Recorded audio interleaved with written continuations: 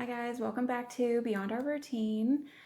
Based on the title of this video, you probably already have an idea of what we're going to talk about, but we kind of wanted to give you guys some life updates. In the last, I would say maybe month or so, we've had a lot of different changes, and number one being that I got my hair done. um, Kidding. But no, we do have some life updates to give you guys, and I'll kind of let Charlie do a majority of the talking because it primarily involves him. More so me as a caregiver in this situation. So go ahead, dear. Yeah, so like she mentioned, diagnosed with cancer again for the third time. Just found that out a couple weeks ago after a bunch of different tests and scans and whatnot. And yeah, not exciting and fun news to hear. Thought that was all past me after the first two times. I would have liked that to have been past me after the first time. But life was like, just kidding. Yes. Now we've had number two, and now we are on the third time. It is the same type of cancer. It is in just a different spot. We kind of wanted to make this video and videos to follow to kind of just like talk about the experience. Not for views or subscribers or anything like that. Like, we're a small channel, but maybe it'll reach somebody that is going through the same thing that I am, or something similar, or is about to go through it, or has already gone through it and is trying to figure out how to cope with life after. There's a lot of different possibilities, but the hope is to maybe reach at least one person, hopefully more than that, to try to like help them. In my prior diagnoses and treatments, there have been many people that have suggested to me that I should like somehow spread awareness. Mm-hmm. And I have done that before in different ways, like counseling groups. Is that what you would call it? Yeah, like support groups. There's the word, like support groups. When I was first diagnosed, because I was so young, they did do some like news write-ups on me and things like that, just to promote like awareness, like listen to your body, and to promote like cancer awareness and research and things like that. So I was happy to help with that. Never thought that would be something that I would take a part in. But another thing that you did was that you were part of a book called The Greatest Gift. Yeah. So we had somebody come out and interview you, and you talked about your story and how everything went down. So I was in a book. I was in a calendar. I was Mr. October. No, I was on the news. Probably one or two other things, but yeah. So, but I people always suggested that to me, and I never really had a way, or didn't really want to, like, I don't know, selfishly take the time and be like, just another thing to do. I'm already trying to recover. I'm trying to deal with this. And plus, we were in our 20s at the time, so we wanted to experience life and do our 20s the best that we could. Yeah. So I think we were mostly focused on that and healing, and the extra step thing just was a little too much at the time. As much as I wanted to, like, I thought it was a good idea, it was just not like something that my brain was ready to do. If somebody else wanted to make an article about me, sure, I'd provide it, but this is then me kind of putting in the time and the effort to figure out how to do it. And coincidentally enough, obviously, a few months ago, we started this little YouTube channel, and along with Instagram and Facebook, and we wanted to do like stuff beyond our routine and have fun and experiences and things like that. And then this came along, and I kind of turned to you one day. I was like, hey, remember those suggestions that we got before? Yeah. I was like, maybe this is the outlet for it. and can be used for it. And since like we figured out how to make videos, edit them, upload them, things like that, seemed a little more like feasible and doable in a way to kind of use our opportunity to spread awareness on our own with our own thoughts and ideas. So that's kind of where this is going to lead with these kind of series of videos. This isn't going to be the only video. We plan on taking you guys along with me throughout my whole treatment process from beginning to the very end. And when this is all behind us, we can look back and say how much it sucked still. But it's going to be, like I said, a series of videos. We'll make like a playlist on the channel, so in case anybody wants to go back and find the different videos. And yeah, hopefully it's just informational. So I know we've been like rambling for a minute about what's going to happen. We kind of wanted to dive into like how we got here. Well, but before we dive in, let me just kind of say, one, we are not medical providers and we do not have any kind of medical background. This is purely just our story and what we went through. Yeah. And two, this video and any of the following videos related around this topic could be triggering for people. So just kind of watch with discretion. We don't plan on showing anything like obscene or anything like that. It's more of like the nothing gory. It's more like the conversation topics. When people talk about nausea and things like that, they might not be comfortable hearing that.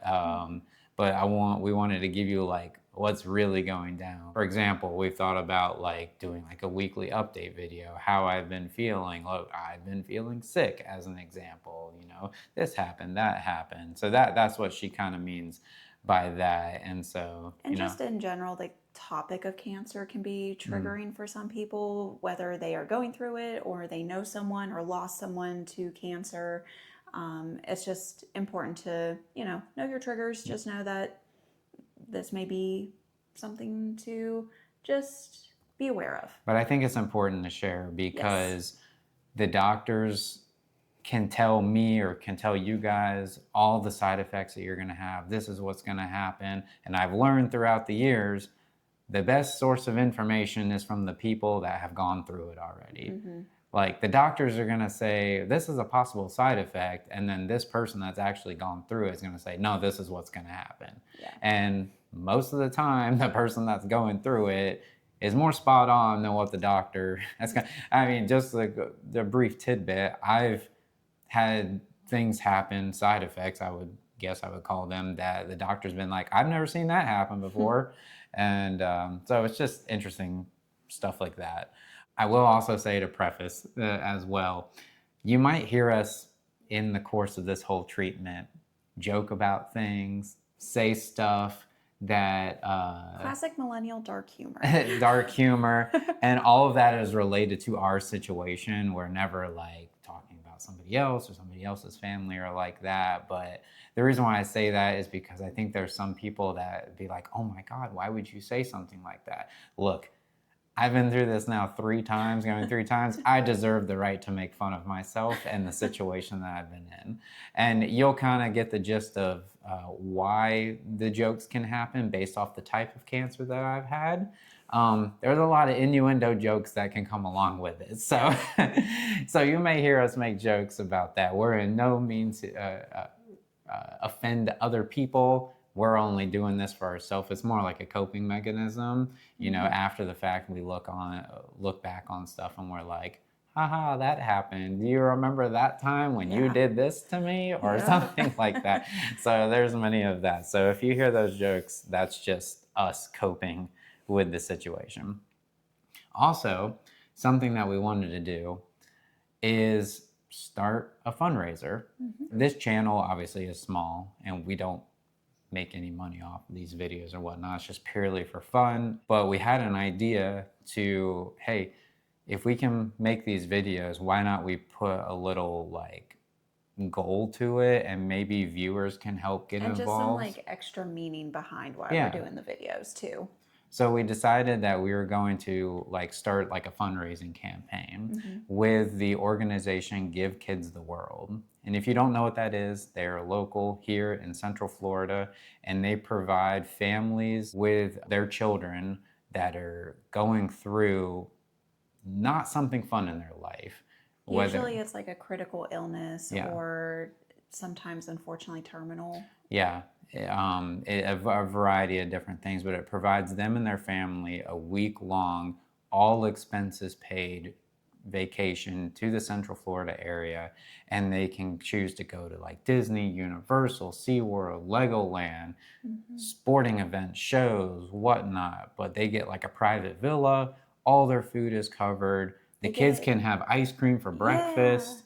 And so we kind of wanted to do that because um, we're really big on experiences and experiencing things that life has to offer. And we just wanted to maybe try to use this platform to bring awareness, not only to advocate for cancer and whatnot, but more of to provide those families and those kids with something fun to do during a not so fun time in their life. And I don't know, that just speaks more to our like what our channel is about and what we like to go do. So that's kind of why we picked that one. So we're going to have a link down below in the description to our little fundraising campaign.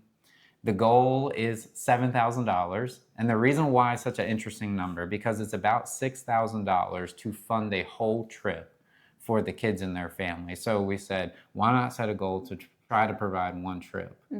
And, you know, just hitting the, we're just rounding up to 7,000 just to make it easy. I think it's a little like 6,500 to do that trip. So we want to do that. So maybe we can help provide a family with something fun like that through this. And obviously you guys do not have to do it. If you can't, please don't do it if you cannot do it financially. But if you want to and you want to do that and feel inclined, please check that out. Our little fundraiser name is our channel name, Beyond Our Routine, so it's easy to make sure you're in the right spot. And when you go through the link, the money goes directly to Give Kids the World, so you know your money's going right there. It's not like going to an account for us and then us having to worry about transitioning the money to them. So it's going straight to them, and it'll keep track for us, so we can like give updates on like, hey, we're halfway there, or we reached our goal, or something like that. So I think that'll be fun, and we've got a long period of time to not figure this out, but to see if we can meet the goal. So I think that'll be fun. But anyway, there was all of our prefaces before this. So back to how did we get here? We're going to wind the clocks back to 2017, the good old year when both of us graduated college. You graduated in May of 2016, and then you were we were both living in Wilmington, and then you moved out to Charlotte, North Carolina to start grad school. And I had a little bit time left. I had one more semester left in college, and I graduated in December 2016. And I came out there with you. And so we were living in an apartment together out in Charlotte, North Carolina in 2016. And a few months later, in May of 2017, she was in grad school. I had just gotten my first big boy job and had some symptoms and decided to go to the doctor. I was listening to my body. And you'll notice a theme throughout all of this. Listen to your body. Is if something feels right, go to the doctor. Like, just check it out, because you never know. If something does not feel right, go to the doctor. What did I say? It does feel right? Yeah. Oh. If something does feel right, then you're probably fine. Anyway, if it doesn't feel right, just go to the doctor. You'll notice that, like I said, a theme throughout our conversations. But I went there. I had tests done. I was 22 years old. I had a colonoscopy based off the symptoms, not a fun thing to go through. And turns out that they did find cancer. So I was diagnosed with colorectal cancer in the middle of 2017. And that was a shock because one, you know, at my age, you're like ready to take on the world. Like, you just got out of college, you're ready to like start doing something and like start your life essentially. And then you're told this news. and kind of like rocked your world. And then you, as at the time we were engaged. Yeah.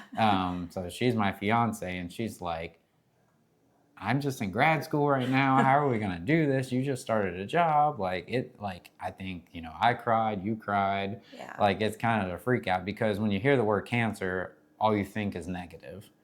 Yeah, so the first thing that I looked into as a student in grad school for school counseling, the first thing I looked for was some kind of like counseling, some kind of support group, something, because we were out in Charlotte on our own. Like, we were, I mean, we were 4 hours away from family, so we kind of had to figure things out. And I was like, this is going to affect our mental health. So we found the support group in Charlotte and we started going there. And thank goodness for them because they were kind of like a second outlet and an extra resource that we could use to help us get through this. So Now, we didn't start shout going to out. that support group till halfway through my treatment after Yeah. my chemo. And looking back, you should start going at the very beginning. So if you've never gone through cancer treatment before, you know somebody that has, and they're having trouble and looking for help, like look for a local support group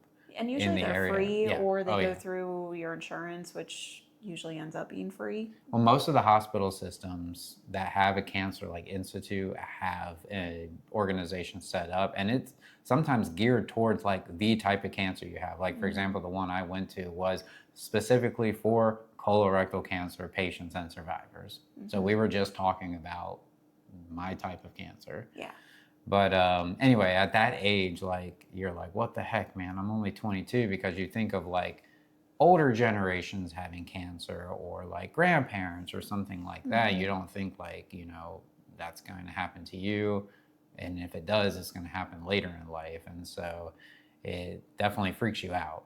And I know growing up, like when you heard people have cancer, like your mind goes to like the worst thing possible. Yeah. And then you start to learn, okay, we have medicines, we have treatments that can help prevent that terrible thing. It changes your mindset about cancer and you learn more about it. And so, yeah, without going into too much more detail, I mean, we could talk for a long time about that, but basically kind of wanted to give a rundown of like what happened way back when. So that was in 2017 when we had the diagnosis. And since I'm talking about dates right now, I forgot to mention we're recording this on June 13th, Saturday, June 13th, 2026. And you're probably like, 2017, wait a minute. Yes, 3 times within 10 years. It hasn't even been 10 years yet. Yeah. So our entire 20s and now early 30s have been, feels like, almost consumed by this as like in the back of my head constantly. But anyway, so diagnosed immediately, are at doctor's appointments, everything like that. There's all different type of tests that they're doing. This is so long ago, I can't remember every specific thing, but it gets you all set up and you're ready to go. And I start chemotherapy treatments. And so the plan was to have 8 of those. I did have all 8. That was not fun. Lots of side effects, a lot of nausea, a lot of tiredness. The type of chemo that I got gave you like cold sensitivity in your fingertips. So like grabbing something out of the fridge was very uncomfortable. It hurt, it was painful. Your feet get cold and numb. But I got through it. And at the end of that, they give you kind of a little bit of a break. And then the goal was to have radiation. And so I had 30 rounds, yes, 30 rounds of radiation, 360-degree around my pelvic area. So I laid on a table and this machine shot radiation going around my pelvic area. The goal of the chemo is to kill the tumor and go throughout your body and kill any tumor cells that could be floating around anywhere. And then the radiation is also there as kind of like a non-invasive surgery method to like also kill the cancer, but also to like shrink it. Their goal was to use this opportunity to shrink it. So the surgery that I would end up having would be minimal.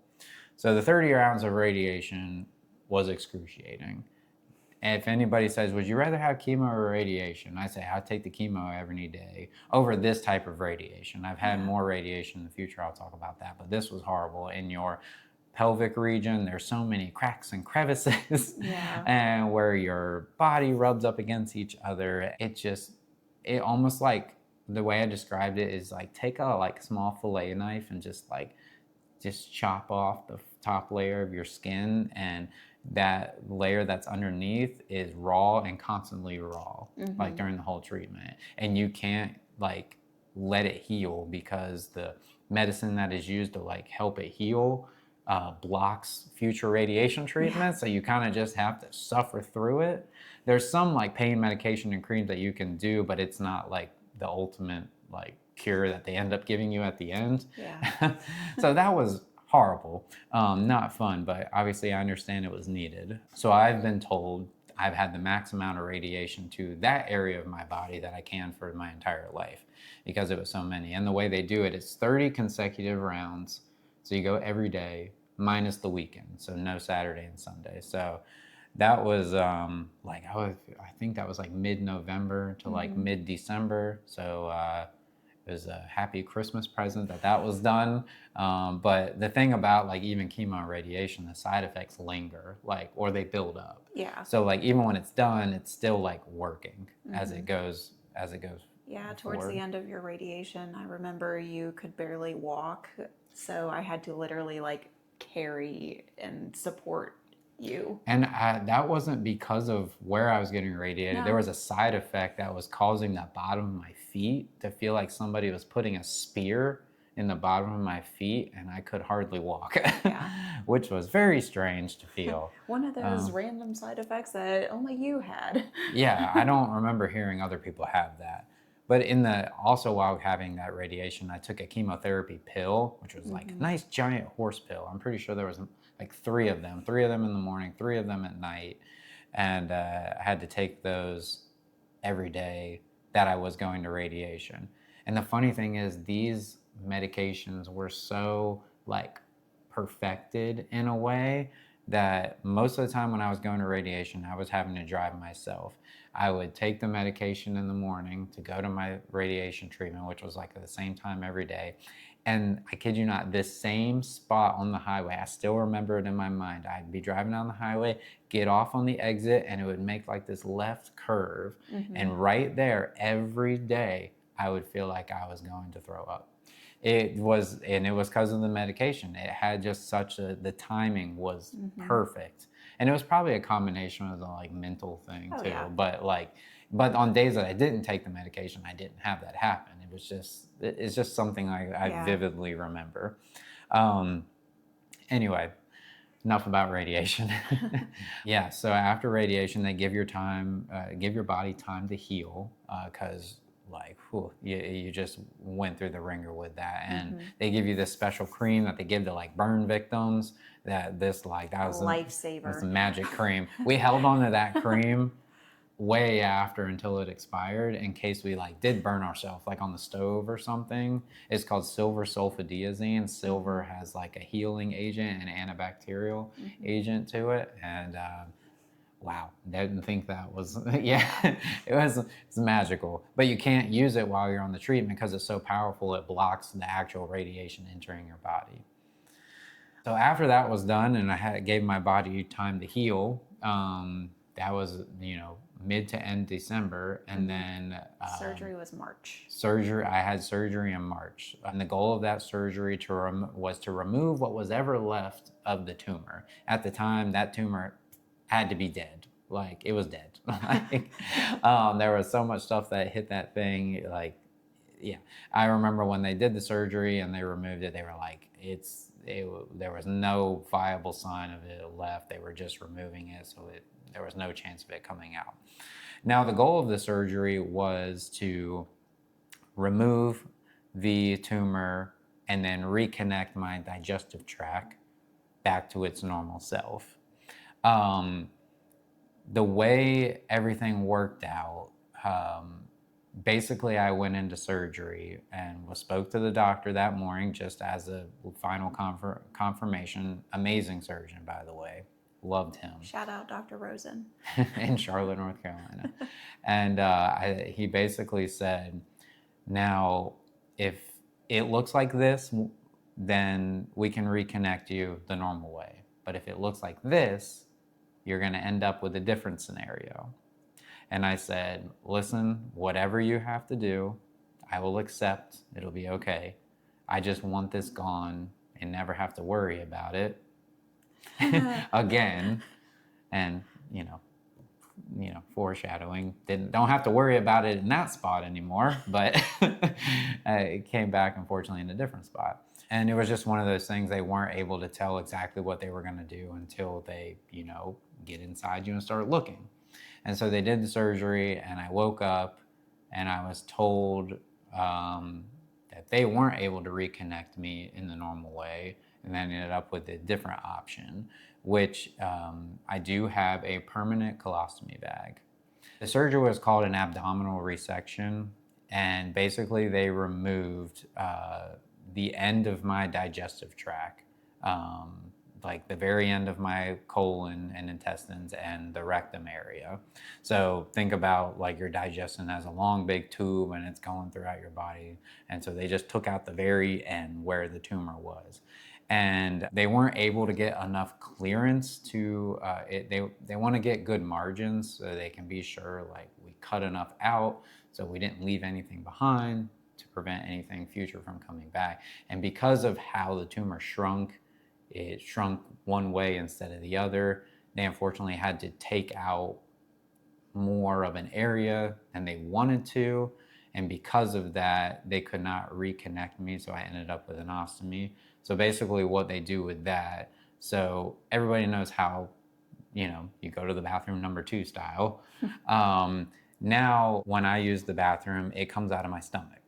So there is a small incision that was made in my stomach, and basically they feed the intestine, like a small piece of the end of the intestine through your stomach wall, your abdomen area, and it just sits there. It's called a stoma. That's what the end of this thing is called.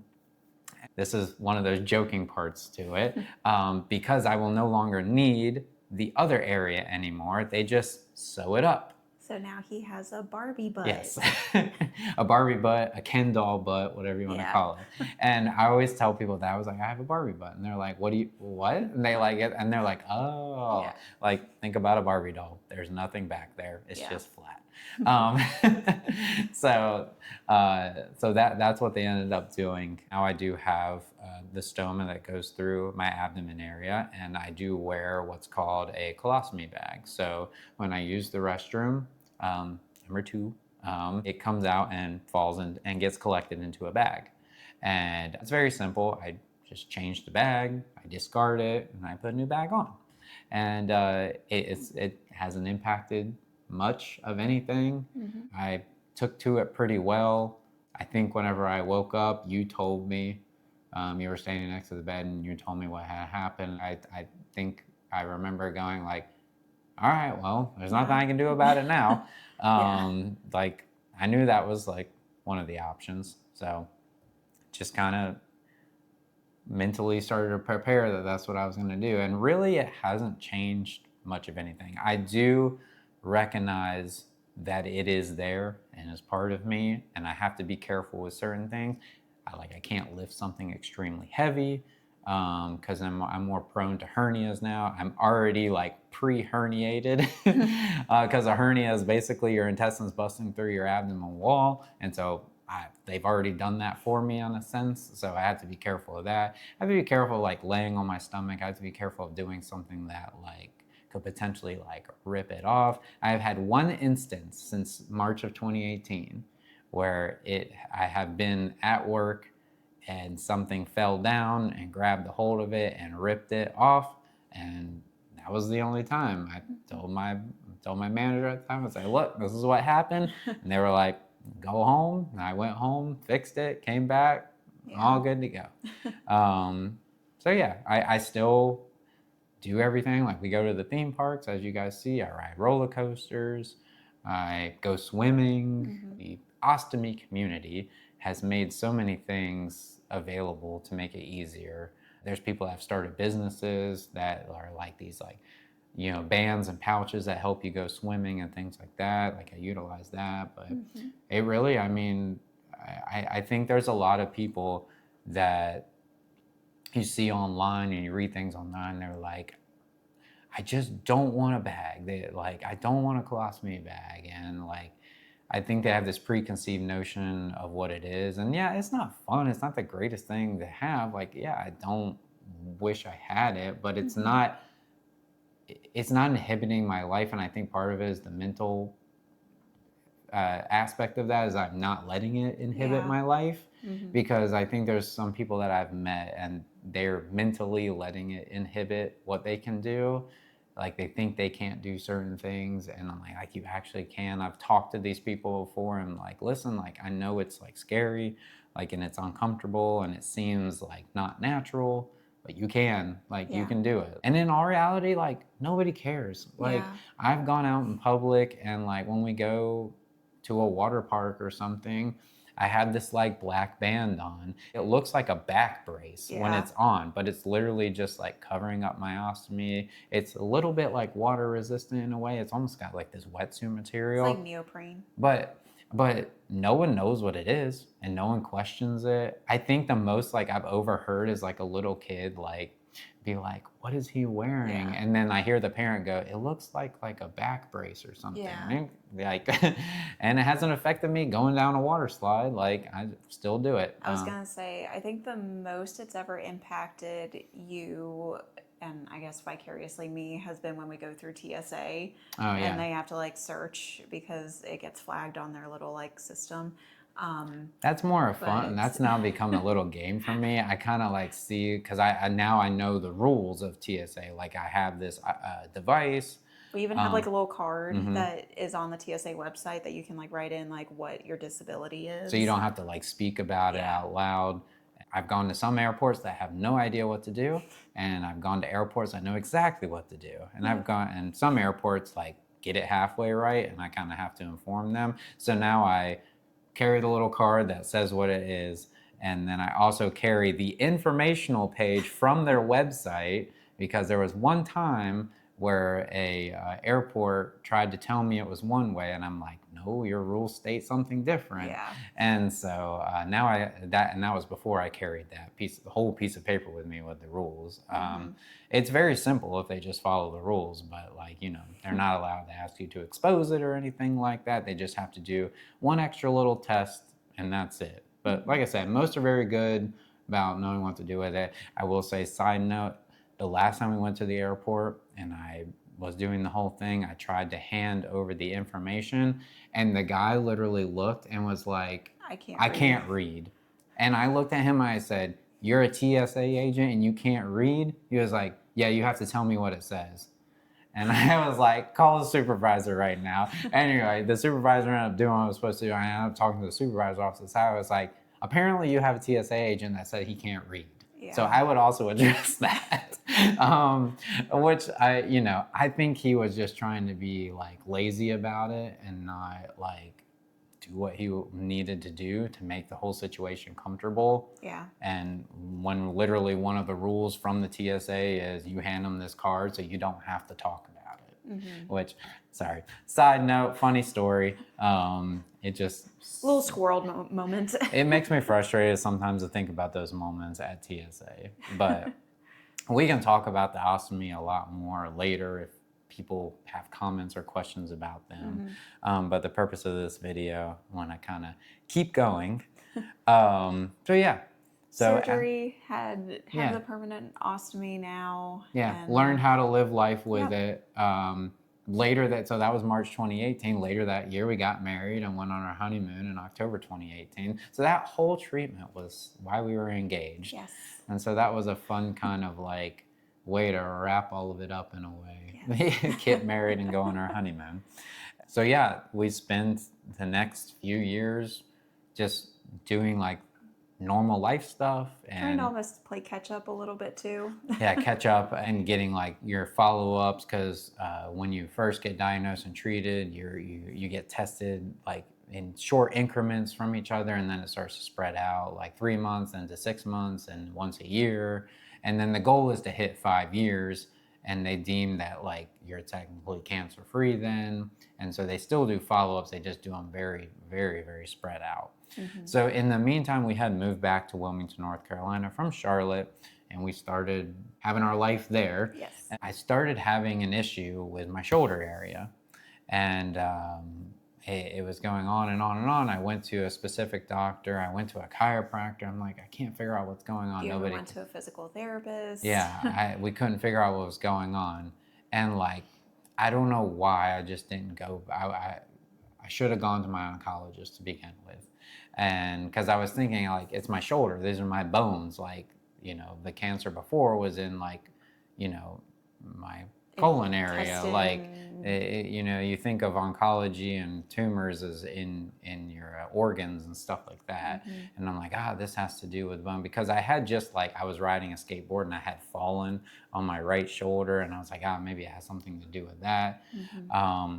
So anyway, all that, like trying to figure out, I finally got fed up, and I went,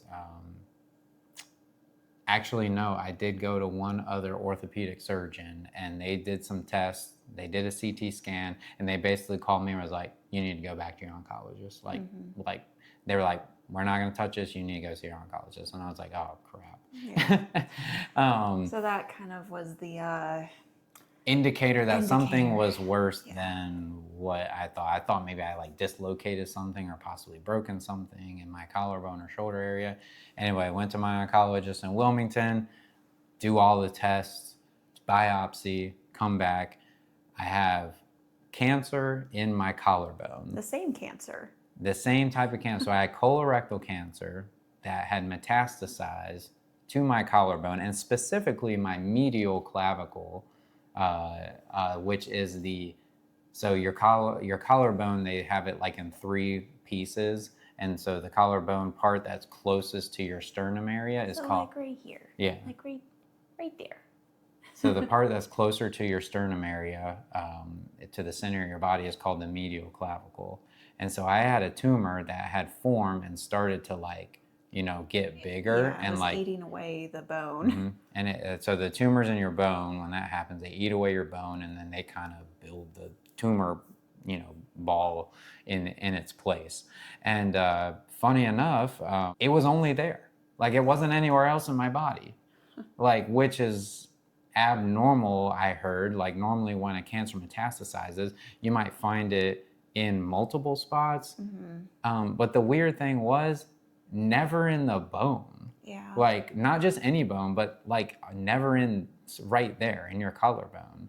And because typically colorectal cancer metastasizes to like a liver or lungs. Those are like the first places it goes. But mine went to my collarbone, out of all places. So this was in 2022 when that diagnosis happened. I did some research just out of curiosity, and like, there was one article I found, an older lady in the UK. She was like 90 some years old, that had fallen on her right shoulder like I did, and had a metastasized colorectal cancer to her collarbone. We don't know if that was the cause of it, from me falling from a skateboard or whatnot. There's no way to determine, but it's just weird. And like, the doctors were like, I've never seen that happen before. Like, you're the first colorectal cancer patient in your in a collarbone that we've done. But funny enough, the treatment plan stays the same, because it's the same type of cancer. Like, the cancer treatment is all based off of like the genetic and DNA testing of the tumor and the cells. So it was the same as before, and so basically get the same chemo. But a little bit difference here, I wasn't going to have as many radiation treatments. I had 30 the prior time, as you remember, but I was only going to have 5 this time. And so what that meant was, I was not going to take this chemo pill that I had. So instead of 8 rounds of chemo, I had to have 12, which I was like, oh my God, 12. That was a daunting number. I mean, that's like 6 months worth of chemo, because the chemo, the way this works, you go every other week. And they do an IV infusion through a port, and I can explain the port in a little bit, but it helps helps with the IV infusion instead of sticking your arm and trying to find a vein there. So you sit in a chemo room for 5 to 6 hours, getting like pre-medication to help with nausea and vomiting, and then they give you the actual drug, and then they send you home with a pump that infuses the medication for the next 48 hours. So if you went in on a Monday and got your main infusion, you would go home, and then on Wednesday, 2 days later, you would come back when the pump finished, and would disconnect you. And then sometimes you would have like post-treatment fluids that you would need to get if you were dehydrated or something like that. So I had 12 rounds of that chemo, and it was just, it beat me down. That was like 8 seems like doable, but 12 is just like, oh my gosh, that's a lot. That's a lot. It's a lot. And yeah, it was tough. And then at the end of that, you give your body about a month to rest, and then they were going to do radiation. You can't really easily have surgery on your collarbone area. Typically, whenever they operate on a bone, they're like almost essentially like scooping like the remainder tumor out, like, they're not taking an ice cream scoop and scooping it, like they're like, chiseling it out of there or something like that, because it is hard. Or, you just remove the bone entirely. And funny enough I found out you can remove a collarbone and it doesn't really impact anything else. You just like have limited use of that arm that your collarbone is. Now the goal was to not have any surgery at all, and I did not have any surgery. So in place of that, the radiation is used as minimally invasive. So they radiate the specific area of your collarbone, and it's amazing how targeted they can get it down. Like I can, like when I look in the mirror, I could see the shape of the collarbone. And when you have radiation, you end up getting like this bad sunburn around the area, and that they can target it exactly the shape of that, which is amazing. Like the technology there is so advanced. So I had that, and then had some follow-up tests afterwards to make sure like they couldn't spot any more active cancer. And sure enough, it was gone. And so that was the beginning of 2023, like end of February. I was like done with treatment. I had the follow-up scans the couple months after. And so 2023, we're like, oh, it's done. And so we went on with life. Obviously this area now was permanently affected because of like, my collarbone doesn't look like the other side anymore. It's got this scarring remnants of it's like bulged out. So it completely messed up the muscle and the ligament areas and stuff like that. And so I had to go to physical therapy. I went like twice a week for like months. Luckily I had met my out of pocket on my insurance. We were like, let's get it done. Shout out to Rochelle. Turns out we actually made a really good friend through my physical therapist. Since we were going so much, like I said, I actually became really good friends with her, which was kind of cool. Made going to therapy a lot more like enjoyable, more fun to talk to somebody. So yeah, we got to a point where like I could do stuff with my arm. I could lift it again. I actually played volleyball one time, like surprisingly I could do that. And so it felt like I was back to normal. And then that was a couple years, and in 2024 we ended up moving from Wilmington down to Orlando, Florida. And so obviously we're here now, and you guys have seen prior videos of all us. The adventures. Yes, all the adventures that we're doing. And so just been living life down here. And then I would say late 2025, at the end of like November, into December, I started to have like weird pain in my shoulder collarbone area, similar to what I had before. But I kind of thought, we had a moment where I was having trouble like going to the gym, and going to the gym was helping keep up with like those physical therapy techniques and whatnot. I was like, I just need to go to the gym. I just need to work it out, stretch it out. It's probably just residual from that, because when I wouldn't use it, it would hurt. And when I would use it, it would feel a lot better. So I was like, I thought that's what it was. And then came to a point, in 2026, like where the pain just started to like ramp up. I was like, okay, this is weird. Like it's not acting like. So I got to a breaking point. I was like, man, this I couldn't even take a shower. I couldn't even like lift my arm up in the shower and like scrub under my arm to get like soap under there. It like hurt so bad. So I called my oncologist that I had, you know, set up with down here, and they immediately scheduled a CT scan. And they were like, all right, let's see what's going on. They noticed some unusual activity in the CT scan, and over the years of figuring out what all the different scans are, CT scan is a good baseline to figure out, like, you know, where we need to do more investigation. So based off of that, they were like, we need to do an MRI. We want an up close image. We don't see anything else going on in your body, but we want to check this out some more, or the new area. So the pain before was over here, and now the pain is more out here closer to the to my shoulder area.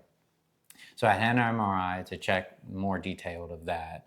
And then they're like, we need you to come back in because we need more images of a different angle of the same area. So I go back in for another MRI. So now we're CT scan, 2 MRIs in.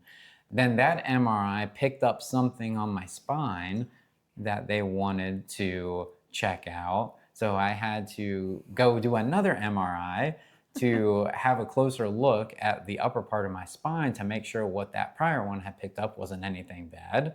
And so luckily that came back as fine. And then because of what they were noticing there, they were like, we're doing a biopsy. So I had a biopsy done. And basically that goes in, takes a core sample out of And what then you they... had a PET scan too, right? Yes, after the biopsy. Okay. So the biopsy goes in, takes a core sample of what they believe is a tumor. They're not sure yet. They're only going off of the images.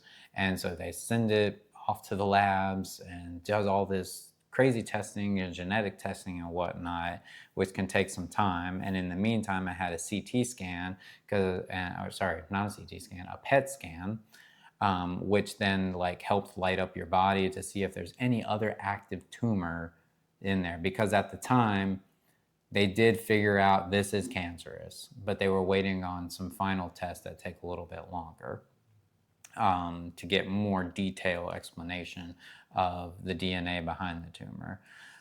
So when all said and done, luckily the PET scan showed the only activity was here, and I did get diagnosed with cancer for a third time. Same cancer. Same cancer again, just in a different spot. And funny enough is that it went from here, now it went from here. So I didn't have treatment or radiation to this side of my clavicle, which is called the lateral clavicle, the outer part of it. So it's funny enough, the part that was radiated is fine, and now this part is all janky. It's almost like it like packed up and It's like, we're gonna walk over here. This area seems fine and not like it's gonna kill us. Those like old like little string and stick backpacks, you know. I'm packing up. I'm going to the lateral. Yeah. So I found out that, which just again at this point, I was just upset. Yeah. Like, not like sad upset, but like mad. Not at the doctors, not at the treatments, anything like that. Just more of like, come on, body. Like, And what just are you like, doing? come on, life. Like, we've been dealing with this for now going on almost 10 years, and like, give me a break. Yeah. Like, trying to just like have fun and do normal stuff and like catch up still, like it feels like sometimes, and it's just frustrating. Like, it's really frustrating to just like to hear, okay, we're wrapped up, treatment looks like it was a success. Like, oh, thank you, that's behind me. Oh, it's back. Are you freaking kidding me? Yeah. Like, at this point, whenever I found out, I almost felt like I just wanted to like pick up stuff and start throwing it around. Like, it's just mad. Like, and I'm gonna go off on a little tangent here. I'm not a conspiracy theorist. Here's my one conspiracy theory. You know this. Out of all of the cancer research that is being done throughout the world and money that is put into cancer research, are you telling me there's not one cure for cancer? I'm not talking about my type of cancer. Out of all, breast, prostate, lung, colorectal, brain cancer, are you telling me there is not one cure? We can send people to outer space For funsies. for fun. But we cannot get, and I know, I get it. It's complicated. It is complicated science and biology. And maybe I'm wrong in thinking that it's so complicated that it's just impossible or right now hard to find a treatment. It's just hard for me to believe that there's not at least one. And the conspiracy theory inside makes me think that there is one, maybe more, but we don't want people to have access to it because the pharmaceutical companies make so much money off of it. Like when I tell people that, they're like, "What do you mean?" When I was first diagnosed with cancer back in 2017, I was getting the bills and whatnot. We were looking at what happens before insurance kicks in. You talk $10,000 to $15,000 a chemo treatment for a drug. I was told one time if you didn't have insurance and the hospital didn't provide like a uninsured discount, it would cost about $450,000 to be treated for cancer. Now you're telling me there's not an incentive for somebody to just treat people for cancer and not cure it, because now, you guys see where I'm going at here. It's just like, and now for me having a third time, if you're telling me those are the exact numbers, you've now made $1.5 million off of just one of one person, like, and as opposed to being able to cure somebody, they wouldn't have been able to make that much money. Anyway, that's my one conspiracy theory that I hold on to wholeheartedly. Anyway, just like to tell that story and share it with people because not to get too far on a tangent either, but in the timeline of all of this, also throw in the COVID pandemic, throw in our dog's heart journey, throw in the move. Like, there has been so much in the last less than 10 years that we have dealt with, and have come out stronger for, but at the same time during it, you're like, oh my gosh, like, I think I'm strong enough. Like, you know what they say, like, what doesn't kill you makes you stronger. It's like, I think I'm pretty strong. Yeah, like, I'm done. I'm good. I'm just good on my strength. Just want to go on vacation. I just want to travel and have fun. Because I always tell people that I was like, there's certain things that me and you have done. There's certain things that you have helped me with that either people have to wait till way down the road to do, and sometimes people will never ever have to experience. And a lot of that stuff we did before we were married. Yep. And we won't go into all of that. It's part of the medical journey, unfortunately. Yes. But anyway, so that kind of brings us to where we are now. I recently found out all the information, what's the deal with the cancer, what the treatment plan is going to be, what are we going to do moving forward. And so that's kind of why we haven't also had videos recently, because we've been trying to figure out all this and deal with this. And we also wanted to wait till we had all the information about what's going to happen before we made a video about it. So yeah, that's where we are. Got to deal with this for numero tres time.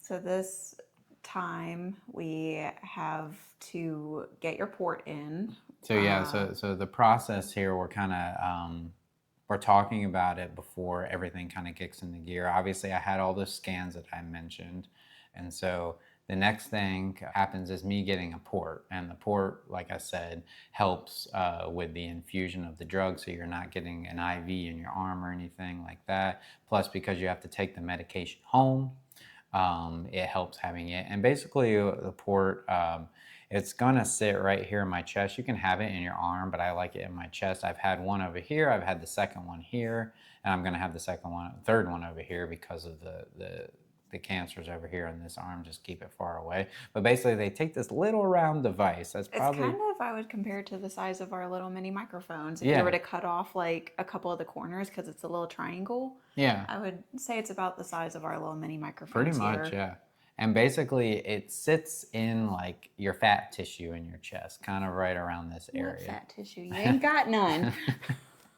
Anyway, they make a small incision, they set it in there, they glue it up, and what happens there is A tube. attached to that is a little like catheter tube that goes up and then behind your bone here and then goes down into your chest area, and they connect it to a large artery vein.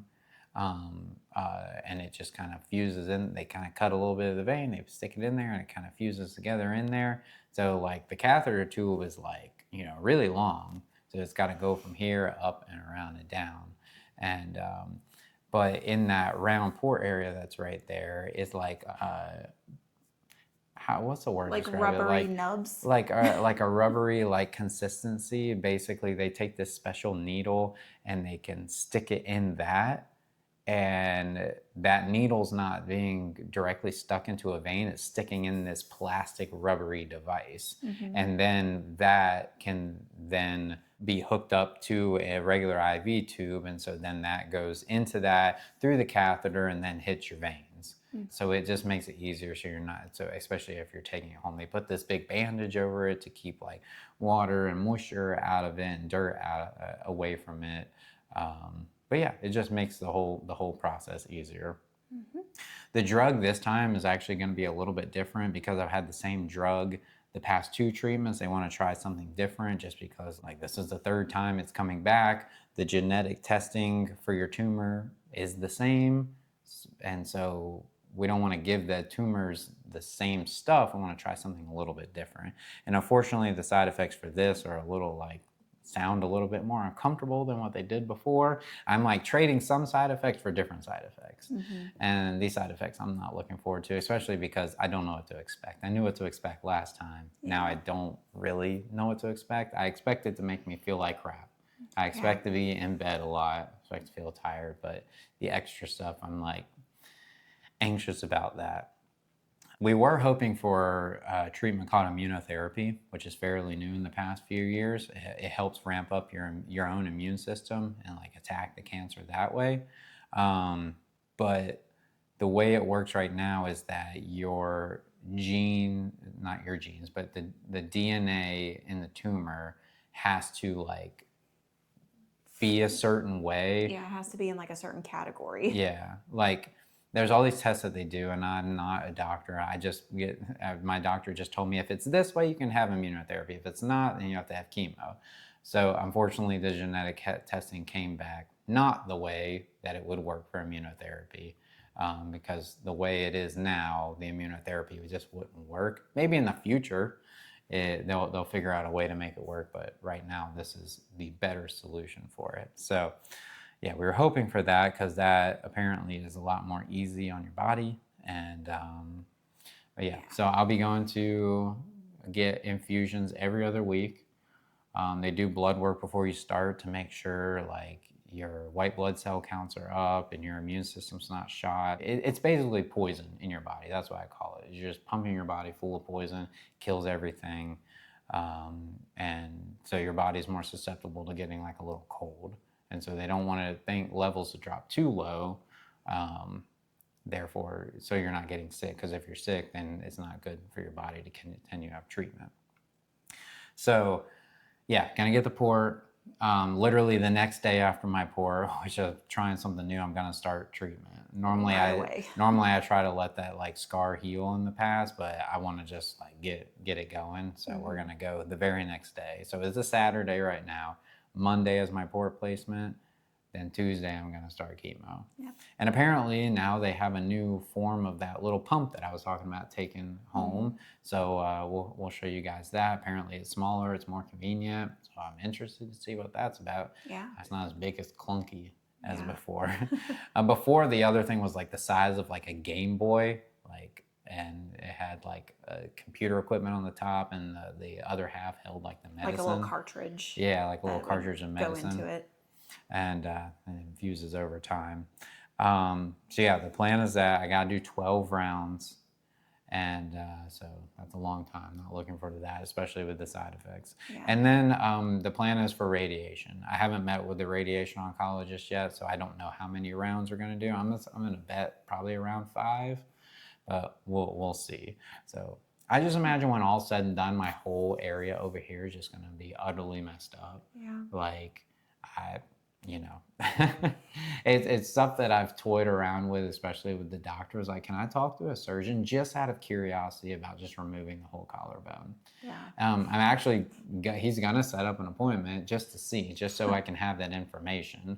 It's not something that they want to do. I don't think it's something that I want to do, but it's something that I'm like curious about.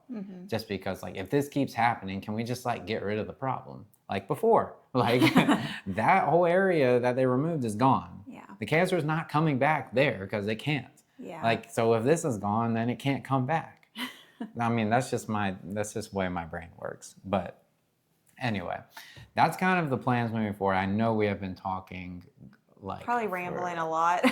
but like there's so much information, and especially being the third time, Yeah. like we just kind of wanted to tell everybody like where we're at. So I hope everybody like found interest in this video. I know this video is probably going to be like an hour long, but maybe you can watch it and then come back to the parts a couple times just so you can get all the information. And then hopefully the videos moving forward about this topic will be normal lengths, but it was hard to like, I don't know how we would have split up the video. And it's like, you just kind of have to lay it all out. This is where we are. This is what we're doing. It almost feels like a podcast in a sense.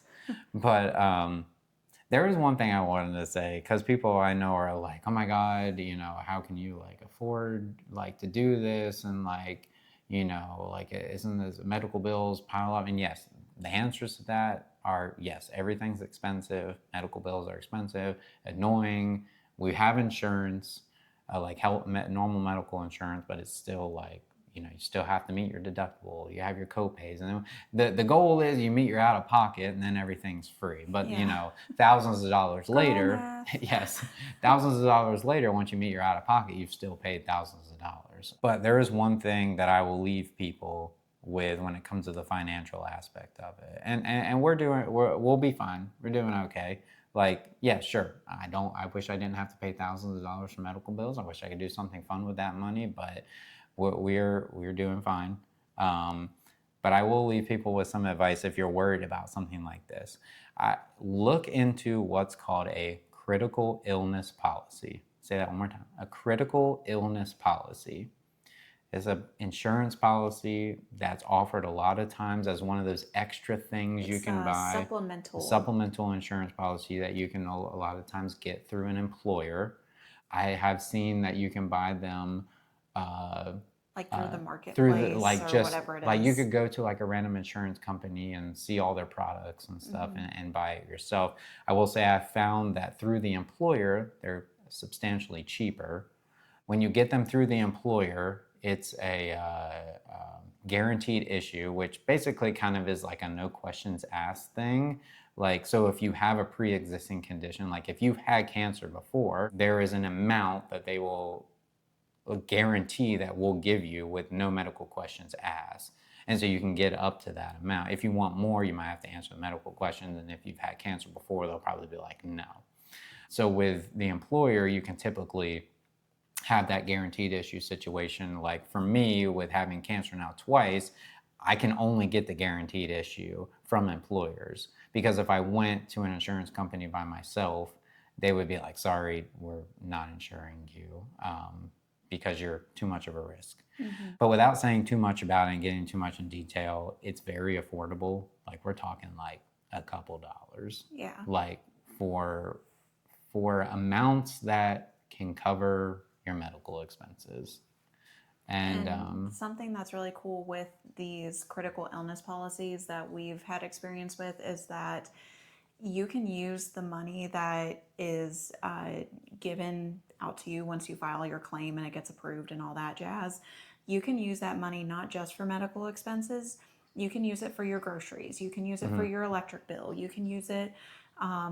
I mean, to be honest, we kind of use some of ours for the you can use it first one. You can use it to go on vacation. You could use it to buy a TV. Now, I'm not a financial expert here, but the smart thing is to make sure you can cover your medical bills, because that's kind of what it's for, and to like live life. We use it as like almost like a disability policy. Like if I can't work, like I've got, you know, these funds to help, you know, basically survive and pay the medical bills. But it's something that I tell people, I mean, You never know if it's going to happen, but if it does, like, if you look into this, you'll see what I mean. Like, wow, that's very expensive for that peace of mind. Mhm. And that's kind of all I want to say about that. And And it's not just cancer that it covers, it can cover tons of other it can cover a things. heart attack, it can cover dialysis, it can cover whatever. And a lot of these will have like a reoccurrence. So, like the one we currently have, if you get diagnosed, you can access the claim, but then you can also get diagnosed a second time and still get most of the time it's the full claim. Sometimes depending on the diagnosis, it's like 75% or 50% of the original payout amount or something like that. And then another thing that's nice through the employers is that a lot of the times it's portable. And portable means that you can take it with you once you leave the employer, since it's not like it's accessible to you through the employer, but it's not like the employer is not paying a portion of it, you're paying all of it. And so if you left the employer, that insurance company that the critical illness policy is through is going to reach out and say, would you like to continue coverage outside? And instead of it being taken out of your paycheck, they just draft it out of your bank account. So you can continue to have it with you. And, we learned from the very first one that it was nice to have, and we continue to have them throughout our life so far, just in case. And I'm glad we did, because we've been covered by it for all three. And, without getting into all the numbers and the nitty gritty details, that's to round out that topic. I just want to say, look into a critical illness policy. Most of the time, through your employer, could be very beneficial and has helped us out greatly. Anything else you want to say? I mean, other than the fact that it sucks that we have to go through this again, but we have each other, and I know, like, being down here in the Orlando area, we don't have our family as readily available. So a lot of our friends and a few of my coworkers that I have grown close with know already. So we kind of are relying more on our chosen family this time to help us with some things. So just thank you to all of our chosen family that are going to be out there supporting us. And for you guys, as we go through this, we just appreciate all the love, support, and if you do have any questions on Charlie's journey, or, I mean, we didn't really get into it a whole lot, which is fine, but like as a caregiver, like I kind of had my own journey throughout this process. So if you guys have any questions, or just want to know more about certain parts of our journey, feel free to ask in the comments down below, and we'll do our best to answer those questions for you. Luckily, our family is actually a direct flight away. Yeah. So yeah, where they actually I'm live not saying is, like they're not supportive, right? Like they're very supportive. I'm just saying like they're 3 states away in North Carolina, so it might be just a little bit trickier. It's not as feasible as driving across town and be like, hey, I'm gonna take you to the appointment. Yeah. So I'm just saying like they are very supportive, and they're here if we need them and stuff. I'm just saying like they're just a little bit further away. Oh yeah. I want to mention, if you guys are like, how can we help you guys out? Honestly, like, we appreciate the thought and whatnot. The best thing that I think that you guys could do is watch the video, and then share it. Share it with somebody you might be concerned about, or somebody that may be going through this. Because honestly, I'm as much as it sucks to go through this, I'm looking forward to making this like series to kind of like share. So hopefully it like helps people. So that would be my ultimate answer. Just watch the video. And I know it's not gonna be like the most fun thing.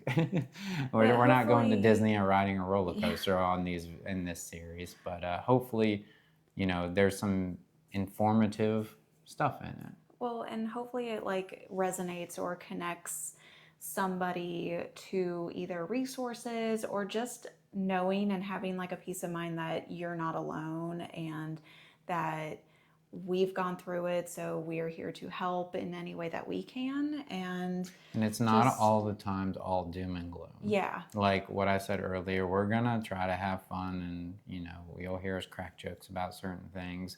And that also leads me to saying that we're gonna also still try to like do fun stuff. Oh yeah. Like we took a little bit of break from like making a video just to try to figure out this, and we're gonna have these little series sprinkled in there, but I'd still like to like go and do some stuff. Now that fun stuff might not look exactly the same, and it might depend on how I feel, but like in my mind right now, the goal is to still like try to go do some stuff. So Yeah. it's not gonna all be going to the doctor videos and things like that. So we are, still gonna try to do that. And last but not least, like if you want to, help, check out the fundraiser thing that we talked about. We'll leave the link down below to the Give Kids the World fundraiser, our little page that we're gonna do. I'm excited to see what may come of that. Even if it's just $100, that's cool. We reached enough people to raise like $100 to like help a kid have Get ice cream for a week. Yeah. Who knows? So, but thank you guys for hanging in there with us. I know this is a long one, but we appreciate you guys, and not really looking forward to the treatments or anything like that, but we are looking forward to, I guess, sharing our experience with you guys, and bringing you guys along beyond our routine. It definitely is beyond our routine. Yeah. I will say that. As much as we want it beyond our routine to be fun, Yeah. it kind of is weird because it kind of is going to be part of our routine, but it also is like not what is normally part of your routine. So it's just a different side of it. Yeah. But hopefully part of life. Hopefully this just brings awareness and helps maybe somebody. So, anyway, I think that's going to do it. Yeah, so if you would like to join us beyond our routine as we navigate this, you'll know what to do, and we'll catch you on the next one. Bye.